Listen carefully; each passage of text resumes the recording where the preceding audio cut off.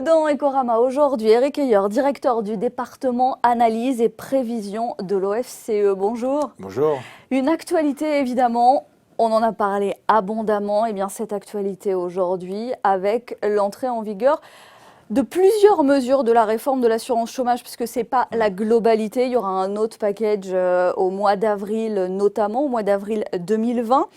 On s'interroge sur cette réforme de l'assurance chômage. On parle d'un côté, pour certains, de l'une des réformes les plus structurelles du quinquennat. Pour d'autres, l'une des réformes les plus dures socialement qui s'est opérée ces 25 dernières années. Bon, pour Laurent Berger, avec un parti pris, le secrétaire général de la CFDT. Où est-ce qu'on se situe dans l'efficacité de cette réforme à venir ? L'efficacité, elle est vraiment à démontrer. Alors, ça part un peu du principe que l'assurance chômage serait en France trop généreuse et pas assez incitative pour retourner à l'emploi. Bon, ça, c'est une toujours hypothèse. Discutable. C'est assez discutable. Et du coup, cette mesure, les deux mesures principales qui sont à la fois de la dégressivité sur les cadres et puis un durcissement des conditions d'accès à l'assurance chômage pour finalement les personnes un peu plus fragiles et qui joueraient avec la permittence, c'est là-dessus que le gouvernement tente un tout petit peu d'inciter au retour à l'emploi. Moi, il me semble que ce qu'il faut dire avant tout, c'est que c'est une mesure qui permet de faire des économies. Et ça a été bien là l'un des buts, le but principal pour le gouvernement, et c'était bien inscrit dans la lettre de cadrage. Il fallait trouver aux alentours entre 1 et 1,3 milliard chaque année d'économies pour l'assurance chômage. C'est une dette à peu près de quoi ? De 37 milliards ? Alors, il y a une dette, effectivement, il y a une dette de 35 milliards. On voit que le déficit devrait être proche de zéro en 2020. Donc là aussi, c'est comme ça qu'on peut voir la générosité du système. Vous voyez qu'avec un taux de chômage à 8,5, vous êtes à peu près à l'équilibre. Donc on ne peut pas considérer que globalement, c'est extrêmement généreux. Et s'il y a une dette, effectivement, il y a une dette de 35 milliards, ce n'est pas lié au fait qu'il y a trop d'indemnisation par rapport aux recettes des cotisations. Non, quand on regarde les dépenses d'indemnisation et les recettes, c'est équilibré. En revanche, ce qui fait la dette, c'est que l'UNEDIC finance Pôle emploi pour des politiques publiques, et des politiques de formation, mais de tous les chômeurs, pas uniquement de ceux qui ont une indemnisation. Et donc, pour un certain nombre d'économistes, notamment pour Bruno Coquet, qui est un grand spécialiste, il explique bien que c'est cela qui fait la dette. Or, on pourrait penser que, globalement, tout le monde pourrait participer à la formation des chômeurs, et donc ça serait plutôt un impôt plutôt que de demander aux cotisations. Et donc, c'est pas si généreux que ça. Effectivement, on a plus d'indemnisation, mais plus qu'on cotise plus, globalement, c'est relativement équilibré. Encore une fois, avec 8,5, c'est relativement raisonnable. Ça veut dire que la question de la générosité, elle vient toujours d'un pendant politique.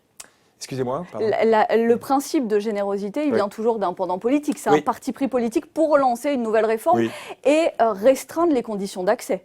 Oui, non, alors, après, on peut considérer que même si ce n'est pas extrêmement généreux, il peut y avoir quand même des petites poches où certains chômeurs, voilà, exactement, certains chômeurs joueraient avec le système et on pense notamment à la permittence, c'est-à-dire qu'il y a un certain nombre de personnes qui pourraient faire des calculs et considérer qu'on gagnerait plus en ne travaillant pas à temps plein, c'est-à-dire qu'effectivement, si on enchaîne des CDD et du chômage, on pourrait même gagner un petit peu plus. Alors là, ils essaient d'y répondre, mais ce sera plutôt en avril. C'est en changeant le calcul du salaire de référence, en passant d'un salaire qui était journalier à un salaire mensuel. Alors là, on n'attend pas d'économie, puisque globalement, ça restreint pas les droits, mais on pouvait les concentrer, les droits, sur une période très courte, et donc en bénéficiant un peu de revenus du travail et de ces droits, gagner plus effectivement en étant en partie au chômage que si on travaillait tout au long de l'année. Donc là, on peut considérer qu'effectivement, on peut lisser cela et jouer là-dessus, mais ça sera en avril.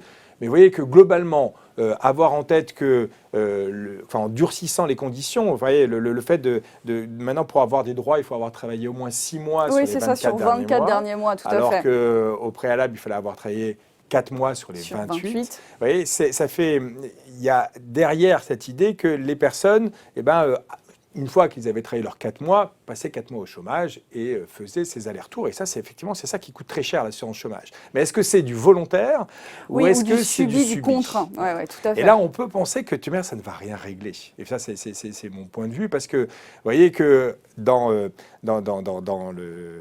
système aujourd'hui, on va faire en fait 6 mois, enfin, on pourrait faire 6 mois au chômage, 6 mois de la même manière, on pourrait répercuter la même mécanique. Exactement. Et sur 2 ans, vous voyez que sur 2 ans, vous allez passer 1 an au chômage et 1 an dans l'emploi. Et avec 4 mois, c'était pareil. Hein. Vous faisiez 4 mois, mais seulement c'était réparti sur 2 ans. Ça fait aussi 12 mois. 3 fois 4 mois et 3 fois 4 mois, ça fait bien 12. Donc ça ne va rien changer de ce point de vue-là, sauf pour ceux qui sont subis. C'est-à-dire que des personnes qui n'arrivent pas à travailler 6 mois dans les 24 mois... Ça a une double peine avec ces...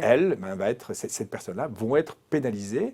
Et c'est sans doute les plus précaires. Et donc, c'est sans doute là où Laurent Berger a sans doute raison en disant « Attention, là, vous allez sans doute faire... » Et c'est là où les économies vont être les plus importantes, hein, où le gouvernement attend quasiment son milliard d'euros. Ça va être essentiellement sur ce... Une exclusion, justement, des droits. On va éloigner encore plus du marché de l'emploi un certain nombre d'individus qui étaient déjà précarisés. On va pas forcément du marché du travail, mais en tout cas, vous allez baisser leur niveau de vie. Et ce n'était pas les plus aisés, les plus favorisés des chômeurs. Et donc, attention, là, je pense que ce n'est pas une très, très bonne solution. Enfin, alors, après, il y aura des évaluations ex post, et c'est sans doute ces évaluations qui seront importantes. La deuxième source, pour un peu équilibrer, c'est sur les plus riches, enfin, les cadres.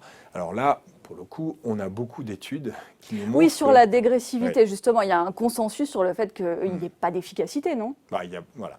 Alors, on ne fait pas une science exacte, hein, mais globalement, les évaluations ex post de ce type de mesures montrent que le système optimal, c'est à droit constant. Oui, parce que vous avez, dans les autres pays, vous avez tous les droits. Il y a des droits dégressifs, comme on veut l'installer pour les cadres. Il y a des droits constants, comme c'était avant. Et puis, il y a même des droits progressifs. Il y a certains qui le mettent davantage au début. Davantage à la fin. À la fin, pardon. Ouais, donc, des progressifs. Donc, vous avez tout. Et donc, il y a une revue de la littérature assez intéressante et qui montre que, globalement, sauf cas très particuliers, l'optimal est obtenu lorsque vous avez des droits constants et que la dégressivité, vous pouvez, dans certains cas, améliorer l'incitation à retourner à l'emploi. Mais attention, quand vous le ciblez que sur les cadres, une catégorie et la catégorie la plus qualifiée, là, ces personnes-là peuvent effectivement être incitées à retourner un peu plus vite sur le marché du travail et donc à accepter des emplois qui ne sont pas à leur qualification. Et donc, ce que nous expliquent les cas étrangers, c'est que dans ce cas de figure-là, macroéconomiquement, vous ne faites pas baisser le chômage parce que ces personnes qualifiées vont reprendre l'emploi d'une personne qui aurait pu l'avoir et qui était un peu moins qualifiée. Donc, macroéconomiquement, ça ne vous fait rien du tout. Mais ça vous fait un tout petit peu du déclassement. C'est-à-dire que les personnes qualifiées prennent des emplois peu qualifiés, donc ne sont pas contents d'être dans ces emplois-là et donc ne font pas très bien leur travail avec une productivité qui n'est pas optimale.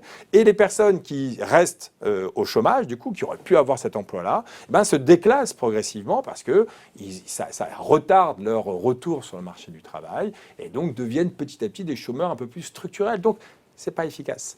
C'est pas efficace. Ça fait des économies, par contre, parce que pour l'assurance chômage, il vaut mieux financer un chômeur peu qualifié qu'un chômeur plus qualifié parce que l'indemnisation est plus faible.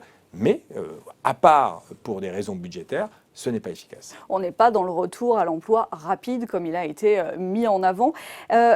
Également sur... là, c'était une promesse de campagne. On a mis en avant...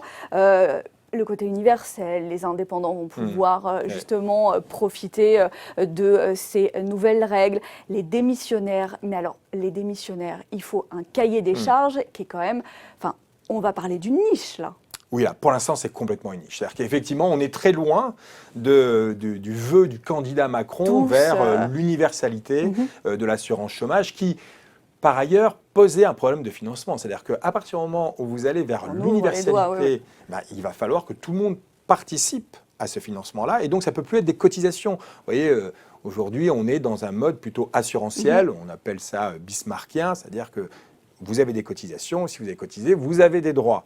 D'accord. Et de l'autre côté, l'universalité, c'est plus beveridgien, c'est-à-dire que c'est un impôt qui doit financer ces droits. Et donc, tous. on voit bien que le gouvernement tend vers cette universalité lorsqu'il transforme les cotisations chômage en CSG. Oui, c'est ce qui s'est produit en 2018, où on a baissé les cotisations sur les salariés pour augmenter la CSG. Donc on va bien vers cette idée d'universalité, mais progressive. Il y a encore des cotisations aujourd'hui assez fortes du côté employeur, il n'y en a plus du côté salarié. Donc tant qu'on est dans ce système-là, on ne peut pas aller vers l'universalité. Il faut le financement est extrêmement important de ce point de vue-là. Et donc, on en est très, très loin. Oui. Aujourd'hui, pour les démissionnaires, on voit bien qu'il faut un cahier des charges extrêmement important. Mais c'est un peu normal, encore une fois, puisque aujourd'hui, c'est encore une assurance. C'est un peu comme si on vous remboursait quand vous mettez le feu à votre maison. Non, il faut que ça soit pas du volontaire. Il faut que le dégât soit pas fait de façon volontaire, mais bien subi. Donc c'est normal que les démissionnaires. Et là, de ce point de vue-là, même, je pense que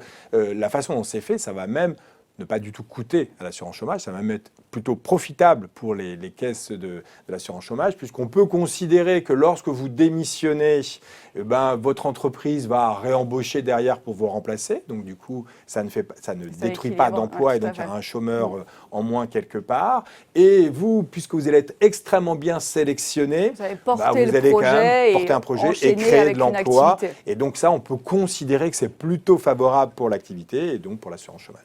Alors, en plusieurs temps même, cette réforme de l'assurance chômage. Donc au mois d'avril, le calcul de l'indemnité change, c'est une chose. Et puis ce bonus-malus sur les contrats courts qui sera mis en place 2021, c'est ça? Oui. Mais là aussi, on est dans des critères très sélectifs. 7 secteurs seulement, on fait la moitié du chemin. Oui, parce qu'effectivement, là pour le coup, on est vraiment dans la bonne réponse. C'est-à-dire que aujourd'hui, les contrats courts… Ciblés sur les abus. C'est-à-dire que les contrats courts, il ne faut pas les bannir. C'est-à-dire que c'est utile, ces contrats courts. Alors les contrats courts, si on en donne une définition, c'est des CDD de moins d'un mois, on va dire. Ouais. Et donc, il y a des secteurs qui vivent sur ces contrats courts. Et il y a une explosion de ces CDD. Rappelons-le, il y a à peu près 26 millions de contrats qui sont signés chaque année. Vous avez 85% de CDD dans ces 26 millions et 66%, les 2 tiers des contrats signés, sont les CDD de moins de 1 mois. En 2000, c'était 45%. Donc on voit l'explosion de la part de ces CDD courts, mais c'est utile. C'est tout de même utile, donc il ne faut pas les bannir. En revanche, ça coûte très cher à l'assurance chômage, puisque c'est ça qui fait les allers-retours au chômage, emploi, et c'est ça qui coûte très cher. Et donc, la question, c'est qui doit financer ce coût-là? Est-ce qu'on doit dire aux chômeurs de baisser les droits pour les financer? Est-ce que c'est aux chômeurs à financer ces contrats courts? Est-ce que c'est à toutes les entreprises à le financer, même celles qui ne l'utilisent pas, ou les cibler uniquement sur celles qui les utilisent en disant vous utilisez une technologie qui vous permet d'être plus flexible, ça a un coût, c'est à vous de le supporter. Bon, ils ont choisi la troisième solution qui me paraît être la meilleure solution. Effectivement, c'est sans doute celle qui est le plus juste. Mais simplement, ce qui est un peu étrange, c'est qu'à partir de là, ils font qu'un tiers du chemin. C'est-à-dire qu'ils ne vont cibler que 7 secteurs. Oui. Et ces 7 secteurs, ça ne représente qu'un tiers de ces CDD courts, donc pourquoi pas aller les 2 tiers, chercher les 2 tiers, qui, elles, vont continuer à peser du coup sur les chômeurs. Donc là, c'est les chômeurs aujourd'hui qui les financent. Bon, en baissant les droits, on finance en partie cette technologie, ça on ne comprend pas. On a des petites idées un lobbying a dû à un moment influencer pour s'arrêter juste au moment où son secteur allait être imposé. Donc, voilà. Et après, c'est extrêmement compliqué. C'est-à-dire que globalement, alors là, il s'inspire de l'expérience rating américain en disant on va faire un bilan de votre comportement moyen au cours des dernières années. Et ensuite, on va le comparer au comportement moyen de votre secteur. Et si vous avez un comportement qui utilise beaucoup plus ces ruptures de contrat et donc des technologies très flexibles, vous allez avoir un taux de cotisation supérieur de 1 point. Et si vous en utilisez moins, un taux qui peut aller jusqu'à 1 en moins. Donc il y aura des gagnants et des perdants, mais ça va être extrêmement compliqué puisqu'il va falloir regarder votre comportement au cours des 2 dernières années. Donc quid des entreprises qui viennent d'arriver, quid des entreprises qui sont sur plusieurs secteurs. Enfin, c'est extrêmement compliqué. Il y avait des manières de faire beaucoup plus simples et beaucoup plus exhaustives. Ils l'ont fait de façon un peu complexe. On a opté pour l'usine à gaz. Bon, on verra l'application plus tardivement. Donc en plusieurs étapes, encore une fois, pour cette réforme de l'assurance chômage. Merci Eric Heyer d'avoir été dans Ecorama, directeur du département analyse et prévision de l'OFCE.